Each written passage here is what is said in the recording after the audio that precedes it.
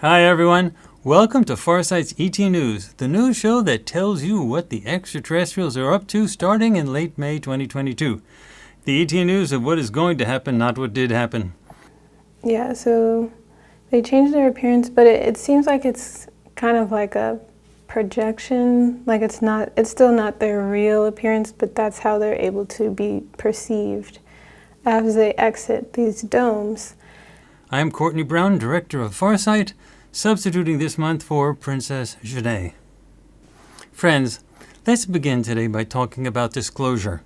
As you know, the idea of disclosure is to have mainstream sources of information, including major governmental leaders, talk openly about the extraterrestrial presence here on Earth. Now, some call this UFO disclosure, unidentified flying objects, or unidentified aerial phenomena, UAP, with the latter being the more currently favored usage. Whatever you call it doesn't really matter any longer, since the unidentified aerial phenomena are now unambiguously being identified by official sources as real physical tech craft that are under intelligent control, which sounds pretty much like unidentified flying objects to me. Labeling aside, let's get to the heart of the matter. Why does it matter whether or not there is disclosure? Why should we be holding our breath, waiting for the official sources to acknowledge what pretty much everyone knows, that UFOs are alien-controlled spacecraft? Why should we care? If we know governments have been lying to us for decades, and that governments have coerced the mainstream media through fear, intimidation, the control of information, and even threats, why can't we all just ignore the officialdom censorship and move on? Well, let's take the example of a case in which an obviously authoritarian state, such as a dictatorship, controls the information that the public receives. We all know examples of such states that exist in the world, both historically and today.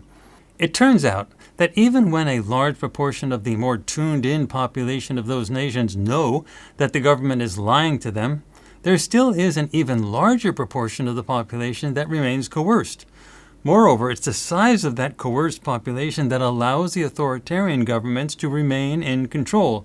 And once an authoritarian government is in control, it uses whatever means are at its disposal to stay in control. Free and open elections with true freedom of expression are just fantasy for such populations.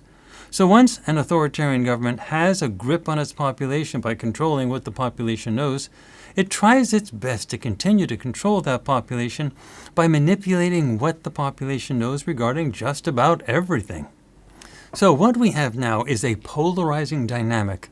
On one side of the polarization are people who think that truth matters and that a society cannot advance in the absence of being told the truth. And on the other side of the polarization are people who think that society cannot handle the truth because people would then do irrational things that would destabilize the society.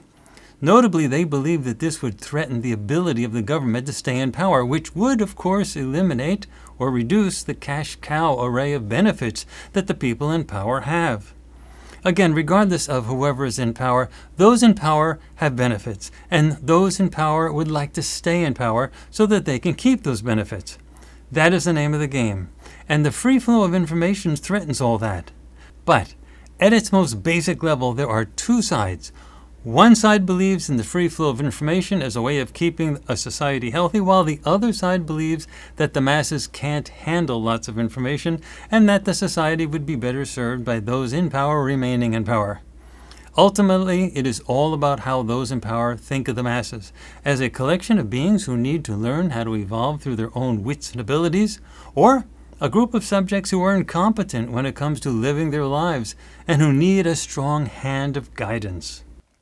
Bunch of human-looking subjects with heavy headgear, stuff like that. They come out of what seems to be a small mound that is in the ground, and going underground, it seems like that is quite the large complex.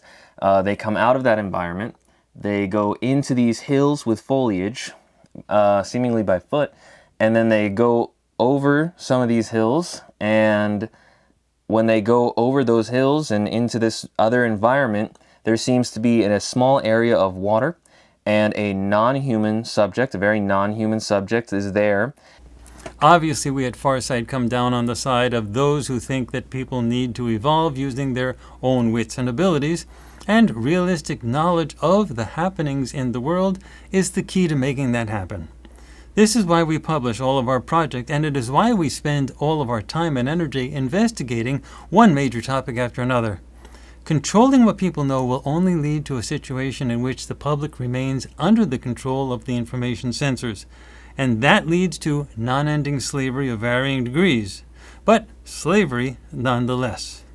They're just operating as instructed, so they're not the ones with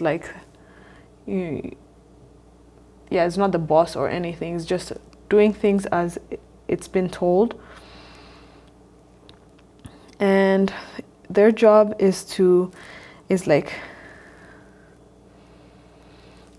I'm getting a sense of an extensive project, a project that spans miles and also takes a very long time. I'm also getting a sense that whatever is being done here will double both as offensive and defensive. There is no natural dynamic by which slavery ends. The incentives are always to continue to enslave populations because those who are in power benefit directly from this slavery. There are no natural incentives to reverse course, nothing that would automatically cause the slavery system to wind down and end. For the slavery to end, something needs to change such that the slavery system is disrupted and collapses. Fundamentally, there are two ways for this to happen. One is by armed conflict, and that is indeed what ended slavery in the United States at the conclusion of the American Civil War.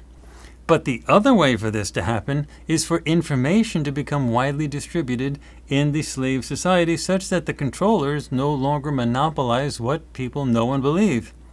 When a sufficiently large part of the society no longer believes everything you say, then the only way the controllers can even temporarily stay in power is by threatening to kill or imprison their population, and when that is all that remains in the controller's bag of tricks to stay in power, even that eventually falls apart. Everything looks like this gold color. It's like a gold, bronzy, but more gold color. So maybe everything's made out of solid gold. But it does feel very nice, and the subjects inside feel very highly aware, and they feel just a little snooty, from what I can tell. But maybe that's just they feel very just they look at you you know what I mean? You're crazy. I don't know, but they definitely give that I have money and I've had money and I run this vibe. And they're all in here running away, okay? So now you know why disclosure is so important. It is important because it leads to freedom. Freedom for everyone. It leads to the end of slavery. Remember, slavery is ultimately identified by the control of information, and horrific abuses of power will always accompany slavery.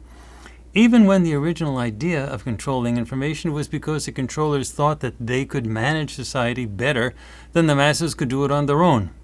Good initial intentions don't matter, since oppressive slavery always results from systems where the information available to the society is highly controlled.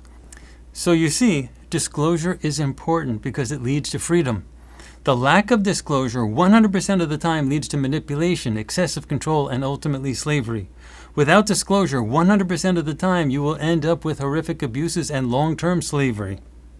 With disclosure 100% of the time, you will eventually end up with a happily constructive and evolving society, even if there is a bit of short-term chaos during the initial moments of disclosure. So ultimately, disclosure leads to freedom. It is as simple as that. There is no other path to freedom that does not include disclosure. And with this said, hats off to elements of the U.S. military that are releasing a continuing stream of detailed reports these days of incidents and data related to unidentified aerial phenomena, even connecting these phenomena with things such as unexpected pregnancies. Humorously, the mainstream media still seems reluctant to mention the alien word when discussing these reports, or to publicize those reports as widely as possible. Nonetheless, clearly the military is trying to chip away at the wall of censorship in these matters. We should gratefully acknowledge this, offer them our full support, and hope that they continue along this path until the censorship wall finally collapses.